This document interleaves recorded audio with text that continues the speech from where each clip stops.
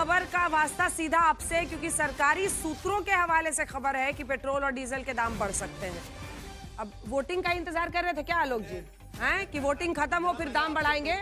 देखिए ऐसा है, आपके प्रोग्राम में कहा था 4 तारीख के बाद बढ़ेगा। राहुल जी ने तो सुबह बोल दिया था। पढ़ा लिखा राहुल जी अगर ने यहाँ तो पे सुबह बैठा बोल दिया हुआ हर था। व्यक्ति समझता है कि खाड़ी युद्ध के कारण पूरे विश्व की क्या स्थिति रही है। ईरान से क्यों नहीं ले रहे हैं? ईरान से क्यों नहीं ले रहे हैं? आप आप अमेरिका से क्यों ले रहे हैं? और रशिया क्यों महंगा हो गया? आपका क्या कहना है कि रशिया महंगा हो गया? की आलोचना रशिया से तेल लेना महंगा क्यों बढ़ा है? रशिया कौन सी दोस्ती निभा रहे थे आप? कौन सी दोस्ती निभा रहे थे? क्यों ईरान से क्यों नहीं ले रहे हैं? ईरान से क्यों नहीं ले रहे हैं? हमारा दोस्त रहा है। खबर बता दूं, अब वोटिंग हो गई, बैकअप हो चुका। वोटिंग हो महाराज गई। कोई बैकअप नहीं है। सरकारी पैसा सूत्रों तो के हमको हवाले देना से ये पड़ा। बड़ी खबर पैसा इस हम वक्त दे आ रहे रही है। हैं। पेट्रोल और डीजल के दाम बढ़ने के आसार चोरी तो आप है, कर रहे हैं, उस पर विचार हो रहा है। उस पर विचार हो रहा है तो इंतजार करना होगा कि कितनी कीमतें बढ़ती हैं। गैस की कीमतों में भी इजाफा। अब मैं अजय आलोक से आपसे जवाब ले रही हूँ और चेतन भूटानी हमारे साथ, हमारे सहयोगी इसी खबर पर जुड़ रहे हैं। चेतन, सरकारी सूत्रों के हवाले क्या बता समझे, मंत्रालय के हवाले से?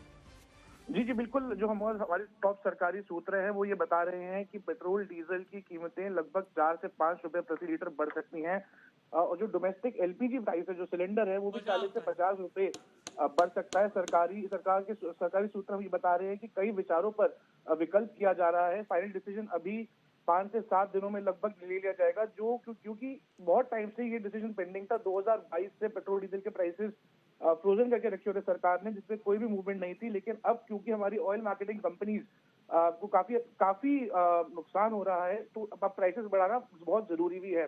सरकार हालांकि ये भी कह रही है कि कंज्यूमर्स को कम से कम इन्फ्लेशन का प्रेशर हो, और इंटरनल डिस्कशंस यही कह रही है कि कंज्यूमर्स को, आम आदमी को कैसे इम्पैक्ट ना हो। लेकिन अगर फिर भी ऑयल मार्केटिंग कंपनीज को रेट बढ़ाने पड़े तो बढ़ाने पड़ेंगे, तो उस पर सरकार भी ज्यादा कुछ नहीं कर पाएगी। दूसरी चीज जो सरकार कह रही है वो ये कह रही है कि 40 से 50 रुपए सिलेंडर के प्राइसेस बढ़ सकते हैं और उसके बाद वेस्ट एशिया का जो सिचुएशन है वो भी सरकार मॉनिटर कर रही है, क्योंकि ग्लोबल क्रूड ऑयल प्राइसेस लगभग $126 पर बैरल चले गए थे और 110 पे आके बंद हुए, और $80 के ऊपर कोई भी क्रूड प्राइस जाता है तो हमारी जो ऑयल मार्केटिंग कंपनीज है वो काफी नुकसान उठाना पड़ता है। तो उस पर फिस्कल बर्डन भी पड़ता है और इन्फ्लेशन भी होती है। सरकार को ये पता है कि इन्फ्लेशन के चलते बहुत दिक्कतें आती हैं, क्योंकि आम आदमी को काफी सहना पड़ता है। वैसे भी हम देख रहे हैं काफी नुकसान हो रहा है। एलपीजी, कमर्शियल एलपीजी भी आज सरकार ने हाइक करा, तो अगले 7 दिनों में हम एक्सपेक्ट कर रहे हैं कि 4 से 5 रुपए लगभग पेट्रोल डीजल का प्राइस बढ़ सकता है और 40 से 50 रुपए लगभग एलपीजी का प्राइस बढ़ने की आशंका है। तो बताइए अजय आलोक जी, धन्यवाद आपका ये तमाम जानकारी के लिए।